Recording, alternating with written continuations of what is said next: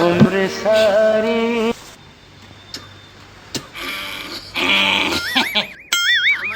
हाम्रो young blood काका रहेछ त तेरो लाडी भयो मान्छे यहाँ कस्तो टेन्सनमा छ अबोइ 12 नानी बनाउँदा त तपाईँलाई के को टेन्सन थिएन अब के को टेन्सन खै हो मेरो बुढीले ठ्याप्पै बुझ्दैन हौ सालै पछि एउटा नानी जन्माउ भन्छ अब भयो होइन बुढी भनेको भगवानले दिएको स्वीकार गर्नुपर्छ भन्छ त्यसको लागि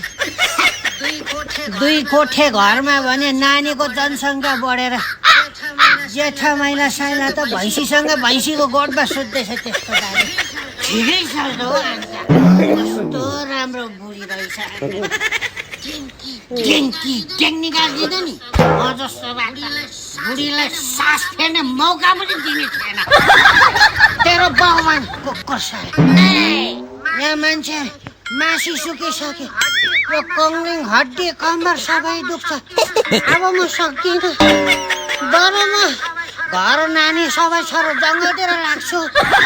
भन त साह्रै पर्दैछ भने मारियो हस्पिटलमा गएर नसबन्दी गराइहाल्नु नि अन्त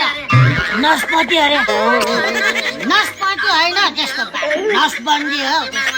बुढाको दिमागमा निकै बिचरा असर परेछ नसबन्दी हो माथि हस्पिटलमा यसो अलिकति सुई लगाएको छिर्के मात्रै हुन्छ त्यसपछि नरहेका बाँस नबजेका बाँसुरी अब यो अस्पतालको कुरै नगर यो घोट्ने काट्ने भन्ने चाहिँ मलाई साह्रो डर लाग्छ बरु यसो घरेलु नुस्खाहरू छ भने भन यसो अर्ग्यानिक उपायहरू छैन के घरेलु नुस्खा त छैन एउटा अर्ग्यानिक नुस्खा त छै त्यस्तो बाजे तर यसले चाहिँ तपाईँको समस्या जरैबाट उखाले फ्याँक्छ नि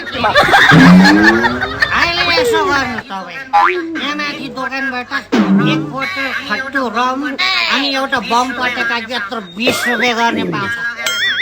त्यो लगेर जानु घरमा एउटा फुट्ने ग्लासमा त्यो पटेर सबै हाल्नु अनि पटेका पनि सल्काएर त्यो भित्र हाल्नु त्यसपछि आउला बचाउँदै 10 सम्म गर्नु तपाईँको यो समस्या जडैबाट बम पटेका सल्काउनु पर्ने त्यसपछि रमको ग्लासमा हाल्नु पर्ने अनि औला बचाउँदै 10 सम्म गर्नु पर्ने समस्या जडैबाट प्राकृत त्यसको बाजे 1 2 3 4 5 6 7 8 9 नरहेका बाँस नबजेका बाँसुरी